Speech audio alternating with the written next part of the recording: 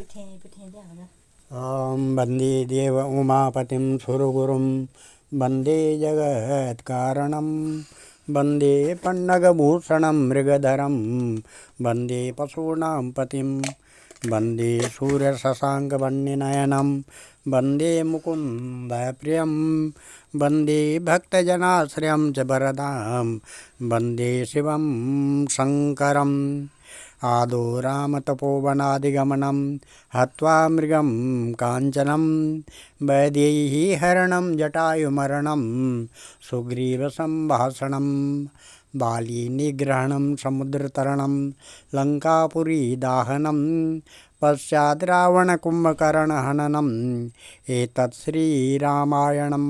भगवान श्यापति रामचंद्र जी के चरण कमलों में नतमस्तक होकर के हम ये रामचरितमानस बालकांड के 282 दोये से आगे की कथा शुरू करने जा रहे हैं, जिसमें जो इस प्रकार है। बार बार मुनि विप्रवर कहा राम सन राम, बोले भृगुपति पर सरुस हसी तव बंधु सम बाम। श्री रामचंद्र जी ने परशुराम जी को बार बार मुनि और विप्रवर कहा। तब भृगुपति परशुराम जी कुपित होकर अथवा क्रोध की हंसी हंसकर बोले, तू भी अपने भाई के समान ही टेढ़ा है। निपटाई दुज करी जानई मोही, मैं जस विप्र सुनावहूँ तो ही। चाप स्त्रुवासर आहुति जानो, कोप मोर अति घोर किसानो। तू मुझे निरा ब्राह्मण ही समझता है, मैं जैसा विप्र ब्राह्मण हूँ तुझे सुनाता हूँ। धनुष को श्रुवा, बाण को आहुति और मेरे क्रोध को अत्यंत भयंकर अग्निजान। समिधि सैन चतुरंग सुहाई, महामहीप भये पशु आई। मैं यही परुष कटी बलि दीने, समर यज्ञ जप कोटिन कीने। चतुरंगणी सेना सुंदर समिधाएँ यज्ञ में जलाई जाने वाली लकड़ियाँ हैं। बड़े बड़े राजा उसमें आकर बलि के पशु हुए हैं, जिनको मैंने इसी फर्श से काट कर बलि दिया है। ऐसे करोड़ों जप युक्त रण यज्ञ मैंने किए हैं। अर्थात जैसे मंत्रोच्चारण पूर्वक स्वाहा शब्द के साथ आहुति दी जाती है, उसी प्रकार मैंने पुकार पुकार कर राजाओं की बलि दी है। मोर प्रभाव विदित नहीं तोरे, बोल से निदरी विप्र की भोरें। भंज्यों चाप दापु बड़ भाड़ा, अहमित मनो जीत जग उठाड़ा। मेरा प्रभाव तुझे मालूम नहीं है, इसी से तू ब्राह्मण के धोखे मेरा निरादर करके बोल रहा है। धनुष तोड़ डाला, ऐसे तेरा घमंड बहुत बढ़ गया है। ऐसा अहंकार है मानो संसार को जीत कर खड़ा है। राम कहा मुनि कहूँ विचारी, ऋषि अति बड़ी लघु चूक हमारी। छुअत ही टूट पिनाक पुराना, मैं कई हेतु करूँ अभिमाना। श्री रामचंद्र जी ने कहा है, मुनि विचार कर बोले, आपका क्रोध बहुत बड़ा है और मेरी भूल बहुत छोटी है। पुराना धनुष था, छूते ही टूट गया, मैं किस कारण अभिमान करूँ। जो हम निधरई विप्र बलि, सत्य सुनाऊँ भृगुनाथ। तो अस को जग सुबटु जही, भय बस ना वही मात।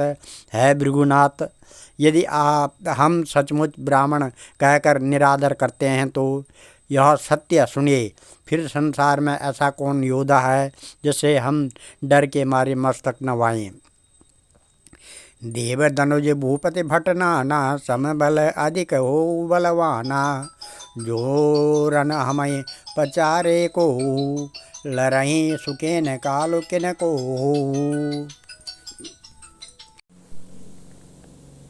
देवता दैत्य राजा या और बहुत से योद्धा वे चाहे बल में हमारे बराबर हैं, चाहे अधिक बलवान हैं, यदि रण में हमें कोई भी ललकारे तो हम उसे सुखपूर्वक लड़ेंगे, चाहे काल ही क्यों न हो।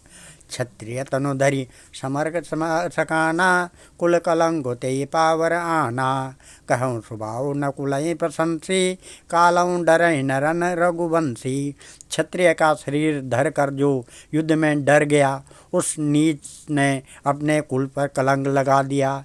मैं स्वभाव से यही कहता हूँ, कुल की प्रशंसा करके नहीं कि रघुवंश रण में काल से भी नहीं डरते।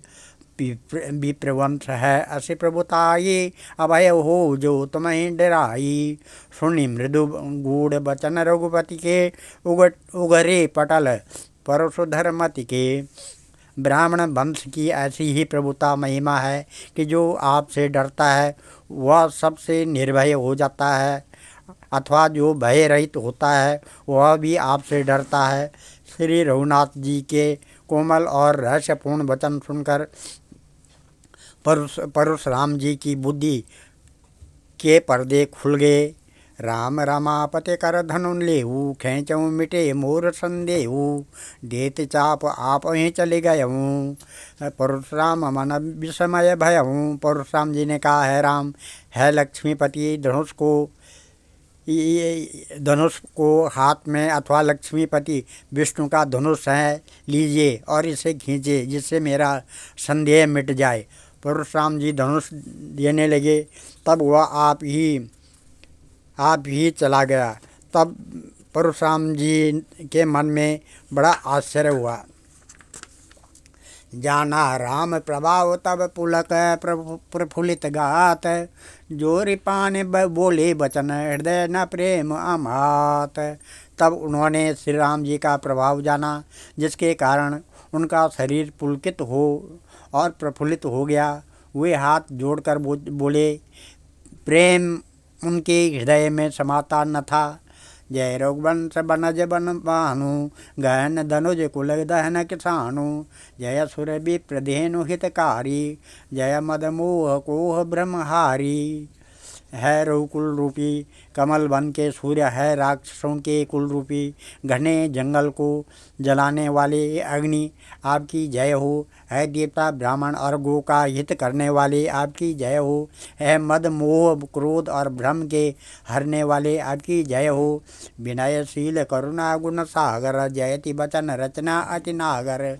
सेवक सुखद सुभग सब अंगा, जय शरीर छवि कोटि अनंगा।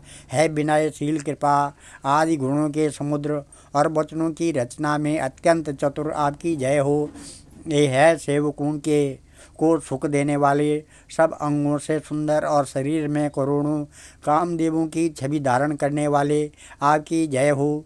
करों का मुख एक प्रशंसा, जय महेश मन मानस हंसा। अनुचित बहुत कहूँ अज्ञाता, क्षमा मंदिर दो बिराता। मैं एक मुख से आपकी क्या प्रशंसा करूं। है महादेव जी के मन रूपी मान सरोवर के हंस, आपकी जय हो। मैंने अनजान में आपको बहुत से अनुचित वचन कहे। है क्षमा के मंदिर दोनों भाई, मुझे क्षमा कीजिए। कहे जय जय जय रघुकुल केतु, भृगुपति गए बनाए तप हेतु। अप भय कुटिल मही डराने, जहाँ तहाँ कायर गवहीं पराने। है रघुकुल के पताका स्वरूप श्री रामचंद्र जी, आपकी जय हो, जय हो, जय हो। बिना ही कारण मन कल्पित डर से रामचंद्र जी से तो परशुराम जी भी हार गए। हमने इनका अपमान किया था, अब कहीं ये उसका बदला न लें, इस व्यर्थ के डर से डर गए। वे कायर चुपके से जहाँ तहाँ भागे।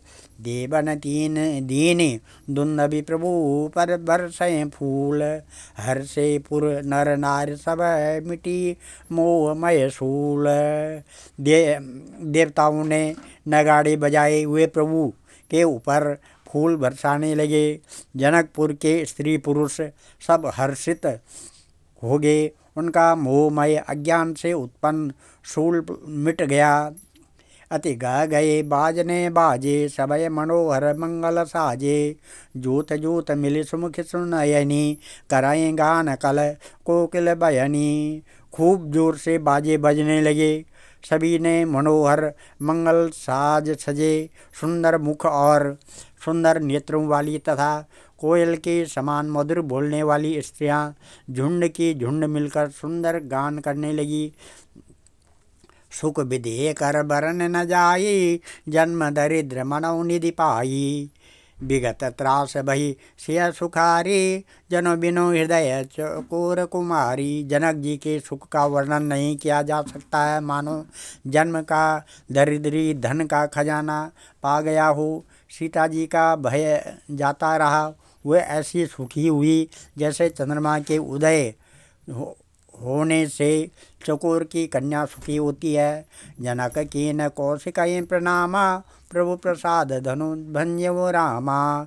मोहि कृत कृत्य कीन दू भाई, अब जो उचित शोक करही गोसाई।